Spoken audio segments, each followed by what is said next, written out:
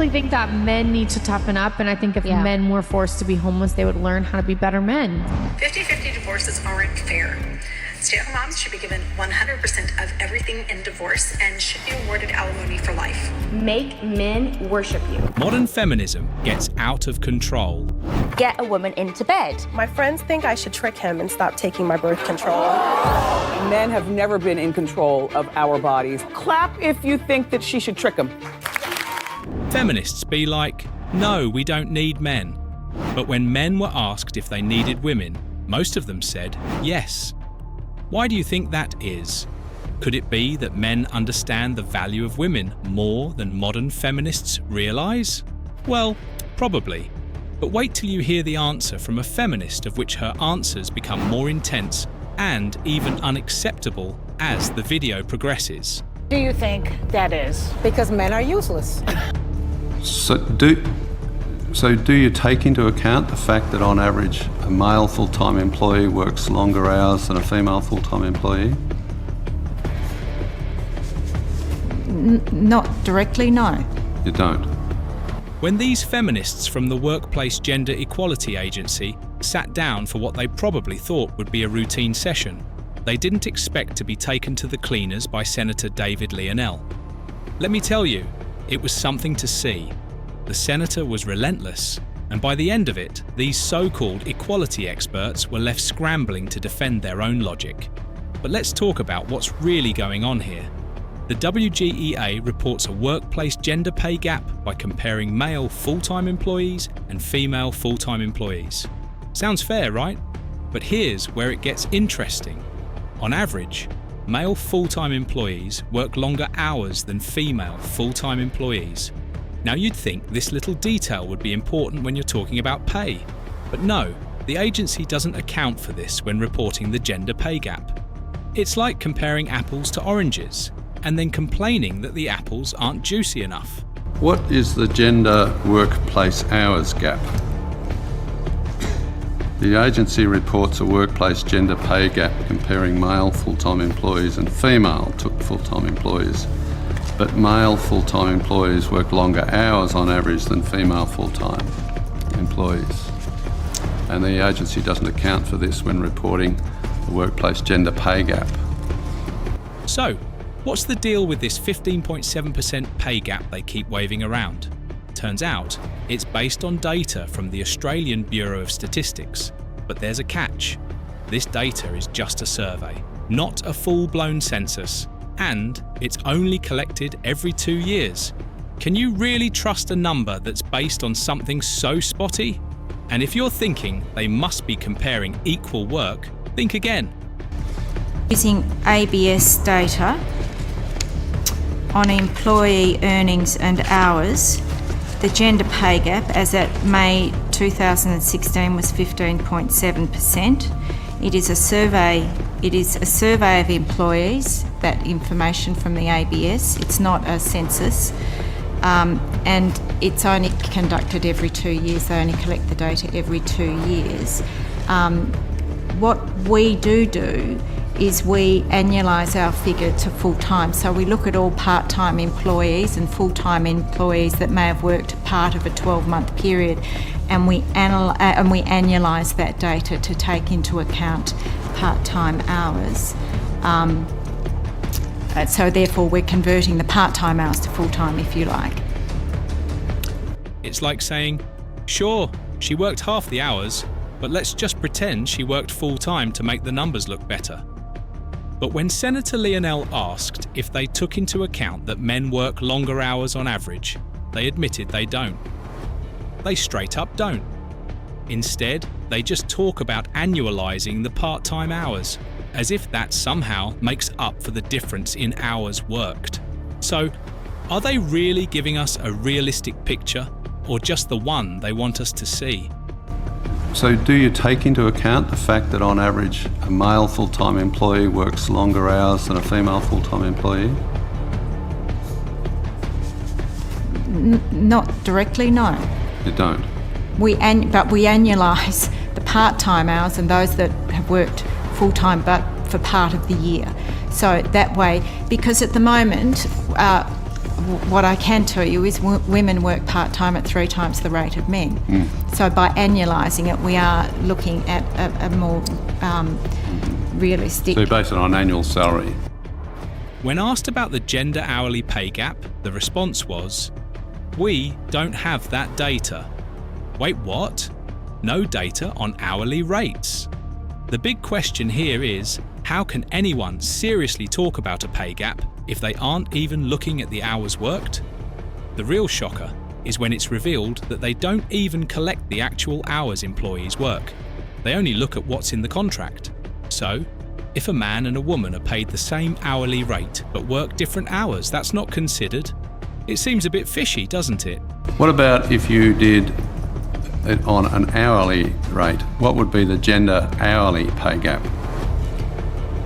Well, we don't have that data, Senator. You don't have that data? No, because we ask for annualised salaries and from our employers when they report their data in.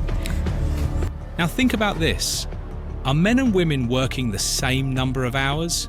Maybe, maybe not. But if they're not, how can you say there's a pay gap without considering that? The argument seems pretty shaky when you leave out crucial details like hours worked. Here's the thing that really gets under the skin. They say the Australian Bureau of Statistics has the data on hours worked, but they don't use it. Why? Maybe because if they did, it might blow up the whole narrative. The senator caught onto something here, and it's clear as day. Not looking at hours worked is like ignoring the elephant in the room. It seems like someone doesn't want us to know the full truth. Okay, so if a woman was working fewer hours but earning the same rate per hour as a man doing the same job, would that show up as a gender pay gap? No. But, well, then in that case you are looking at hourly rates.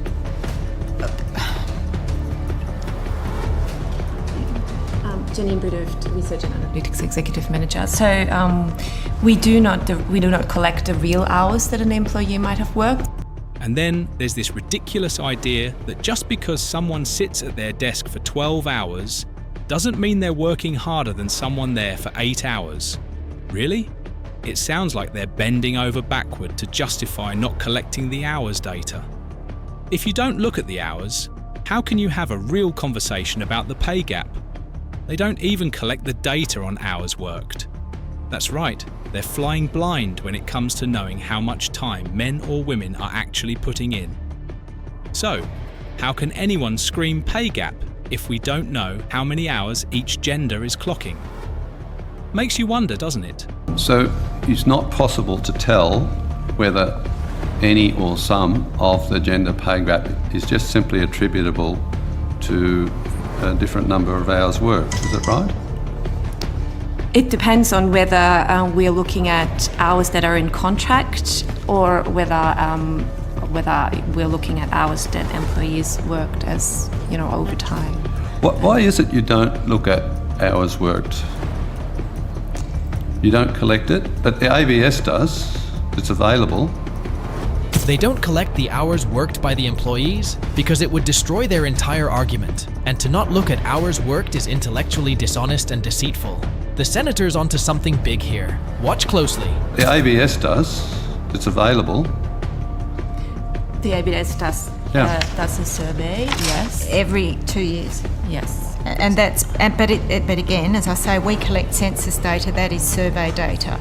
And the other thing I would say at this stage, Senator, is just because somebody might be sitting at their desk for 12 hours a day doesn't mean you're getting 12 hours of productivity out of them, and doesn't mean that they're working in essence any harder than someone that may sit at their desk for 8 hours.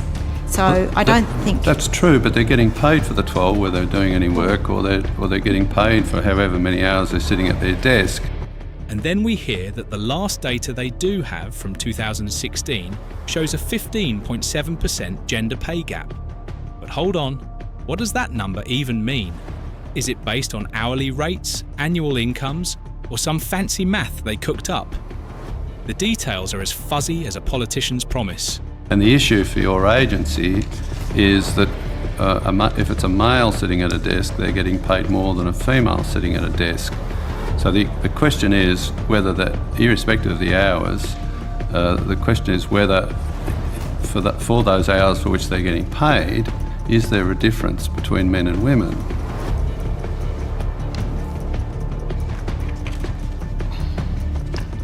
So we don't collect information on ours, Senator.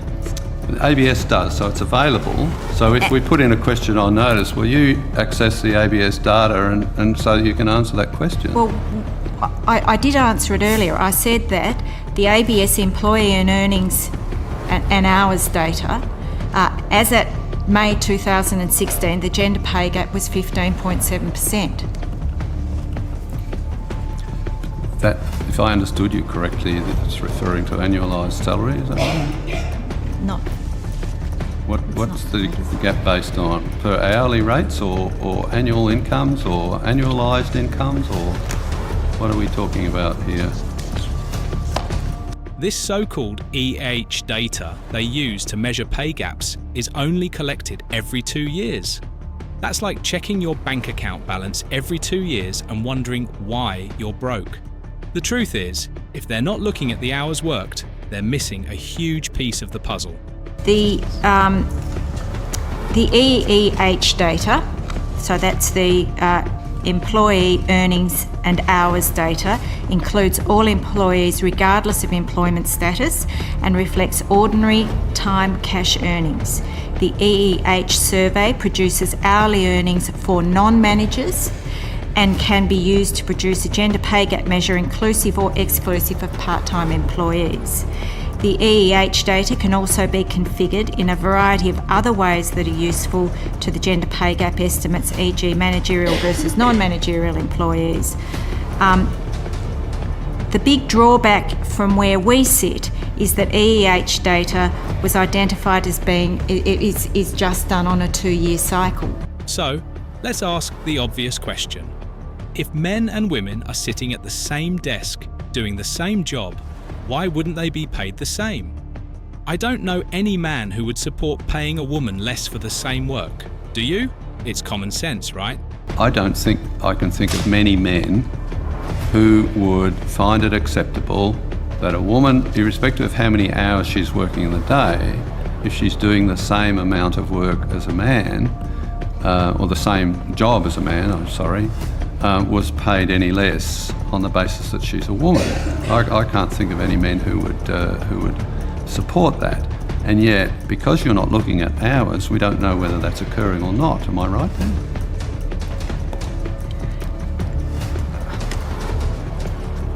Senator, I think at this stage, as I've said to you, we are unable to collect and analyse that data. There are other countries, of course, that do that, and we will... Not even every 2 years with the ABS survey data? You could do it, at least every 2 years.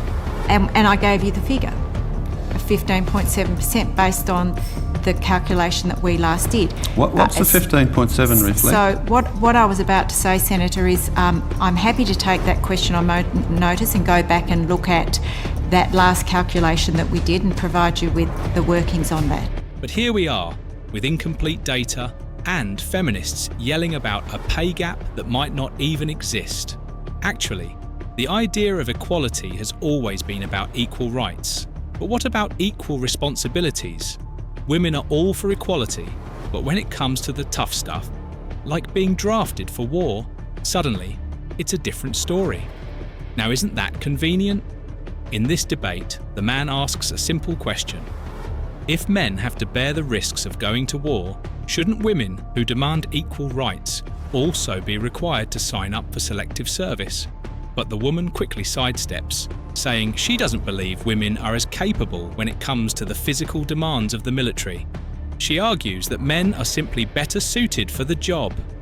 Do you want women to be signing up for selective That's not what I'm asking. It's not want. I'm saying, I'm do you think that you. it would? Do you think it would be equitable if we said No. men should, if men have to bear this risk and they're denied these privileges, And I'm should we also force? Why? No, because I don't believe that women are as capable in that capacity when it comes to physical strength, when it comes to other components of what needs to happen physically to be in the military on the front lines, most times I don't think they're going to be the best candidate for that job. So when I talk about military, it's not about woke for me. It's not about this gender and that gender. It's not about that. I want my military to be as best as it can be. And honestly, if you really took all the wokeness out of that, 9 out of 10 times, that's going to be a healthy, robust young man. Doesn't that make you wonder? If we're all about equality, why the double standard when it comes to the tough stuff like military service? Are we cherry-picking when it's convenient? The woman basically admits that when it comes to defending the country, it's best left to those healthy, robust young men. But then things get really interesting. The man asks if women's votes should be devalued because they aren't taking on the same responsibilities as men. The woman dodges the question again, but it's a fair point, isn't it? If you want all the privileges, shouldn't you be willing to shoulder the same burdens? Or is equality just a one-way street? Should we in some way devalue women's votes as a result of that? Absolutely. So what you want is more authority than men are allowed in the United States. What I want is for people, individuals across the country, men, women, regardless of race, regardless of ethnicity, regardless of age, once you hit the eligible age to vote, I want them to have a stake in the game. I want them to be able to voice their policy. That's how you... The man argues that if there are significant differences, why are we pretending they're not there when it comes to responsibilities like military service? Isn't equality supposed to mean the same rules for everyone? Now, ask yourself, does this seem fair? Men are putting their lives on the line, literally, for the right to be a citizen, while women don't face the same requirement. How's that for equality? Should we then Because it impacts absolve everybody. selective services then? No. Well, I mean, that's a very complex debate we could have. Should we absolve? Should we say, you know what? Doesn't matter if you have a vagina, you can vote or you There's not. a reason that exists, though. I mean, you're the person who argues all the time that there are big differences between men and women. Yes, absolutely. So 100%. So by acknowledging that, does my vote count less than yours? Because I don't want to sign up and put my ass on the line to go die in a war. No, that's like saying that a guy who doesn't have, say you go through life and you don't get involved yourself in the military. You don't. Say you don't have children. Say you don't, you don't have a voice when it comes to the school system. You don't have a voice when it comes to things that don't directly affect your life. Okay. You can't itemize it that way. Every single person in this country, every single citizen who pays taxes, who's here legally, who's a legal citizen of this country, every single person is impacted by the policies that happen in this country, which is... The other side tries to deflect by saying that the way the military operates justifies this difference. But here's where things get interesting. If women, especially those who are illegal immigrants, can become naturalized citizens without signing up for selective service, isn't that a bit of a double standard? And let's not even talk about how men are expected to step up and defend the country, while women can just slide into citizenship without the same obligation. Fair game, right? And why does a guy have to put more skin in the game than a woman when it comes to citizenship? If we're talking about equality, shouldn't everyone be expected to contribute equally? If we're going to talk about fairness, we have to ask the hard questions, like why men are expected to bear the brunt of the responsibility while women get a pass. But I can't, if I'm an illegal alien, I can't become a citizen of the United States with a penis anyways, without signing up for selective services. So that disqualifies me from everything that you just said right now. So if I opt out of selective services, I don't get to be a U.S. citizen, period. And that's only applicable to men, not to women. Yeah, but there's a reason for that because of the way the military operates. That's the one thing that hasn't gone Then wrong. why doesn't it apply to women? Then why doesn't it apply to women? Then why if you're a woman and you're an illegal alien, you don't have to sign up for selective services. You can become a naturalized citizen of the United States and you can get a full vote before your husband or your son or whoever else would ever be able to do that if they didn't want to sign up for selective services. That's an interesting debate about So men have more skin in the game than women do.